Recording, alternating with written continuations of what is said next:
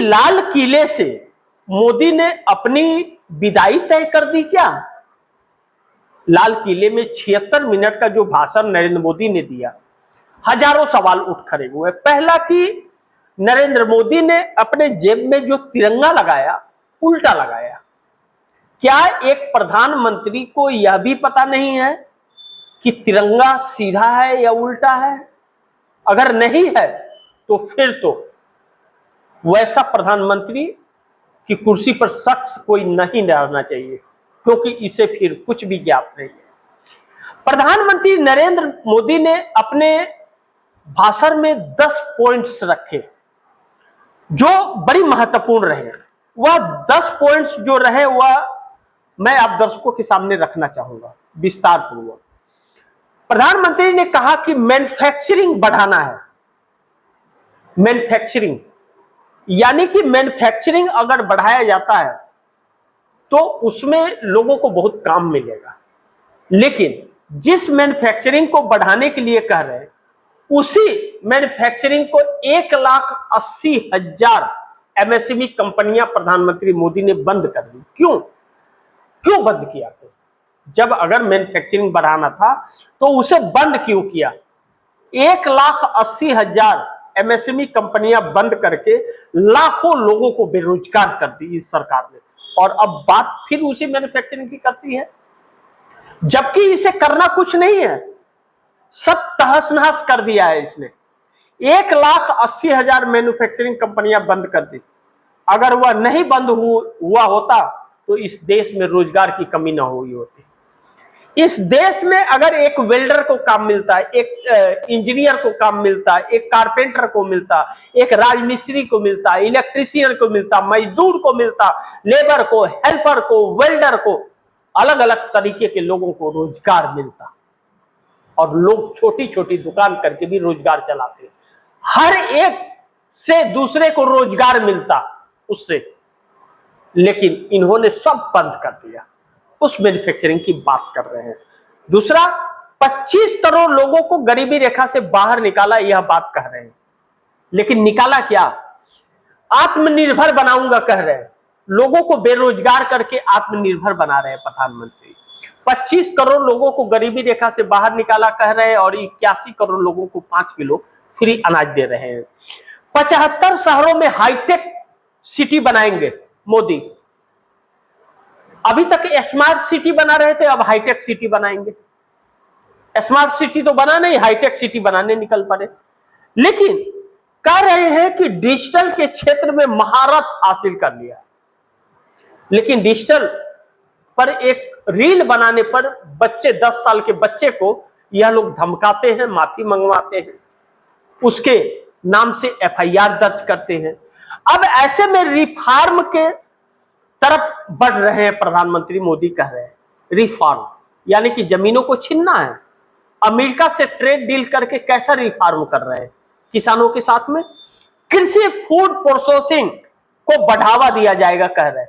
कहीं आपने देखा किसी गांव के छोटे से चौराहे पर कोई फूड प्रोसेसिंग प्रोजेक्ट लगा है क्या? किसी चौराहे पर, किसी ब्लॉक पर, या कहीं जिले में देख रहे हैं आप? कहीं भी तो नहीं लगाया। यह बात तो पहले कह रहे थे। हर गांव को एक एक विधायक और सांसद गोद ले रहे थे भाजपा के। क्या हुआ उन गांवों का? कहां है वह गांव? कुछ नजर नहीं आया। और जब नजर नहीं आया तो यह सरकार जवाबदेही तो तय नहीं है। इस सरकार की जवाब तो देती नहीं, सिर्फ नौटंकी करती है। तो अगर प्रोसेसिंग फूड वह लगता है, बढ़ावा दिया जाता है, तो हर एक गांव के चौराहे पर, गांव के आसपास लग सकता है, कंपनियां लग सकती है। उसमें लगेगा तो राजमिस्त्री को काम मिलेगा, वेल्डर को काम मिलेगा, मजदूर को काम मिलेगा, लेबर को काम मिलेगा, कारपेंटर को काम मिलेगा, राजमिस्त्री को काम मिलेगा, पेंटर को काम मिलेगा। क्योंकि वह बनेगा तो शेड बनेगा, उसमें सब चीज बनेगा, तो हर तरह के लोगों को काम मिलेगा, और उसके बाद उसमें लोगों को नौकरी भी मिलेगी। तो जब यह लगेगा तो हर किसी को काम मिलेगा। हर जगह लगाइए आप, किसने मना किया था? लेकिन 12 सालों में क्या किया था? 12 साल में लूटा, और अब बात कर रहे हैं वह भी लगाना है नहीं आपको, नौटंकी कर रहे हैं। और योग से दुनिया को जोड़ेंगे, अब दुनिया से योग करवाएंगे। और दूसरी चीज, विदेशियों को आकर्षित करने के, अब विदेशी आ नहीं रहे हैं भारत में, जो आ रहे थे वह भी चले गए, क्योंकि इन्हीं के लोग इज्जत लूटने लगते हैं, पैसे छीनने लगते हैं, गाली देने लगते हैं, डराने धमकाने लगते हैं, लूटने लगते हैं, मारने पीटने लगते हैं, तो कौन आएगा, कौन भेजेगा? तो मोदी जी के यह 10 पॉइंट थे लाल किले से 76 मिनट में। लेकिन मोदी जी ने इन 10 पॉइंट्स में अपनी बर्बादी का इतिहास बता दिया।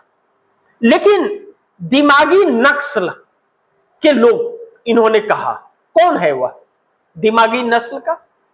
जेन जी, जेन अल्फा दिमाग से पूछ रहा है सवाल, तो इन्हें दिमागी नस्ल कहने लगे। खुद क्या है इस देश का प्रधानमंत्री? अभी कुछ और कहता है, बाद में कुछ और कहता है।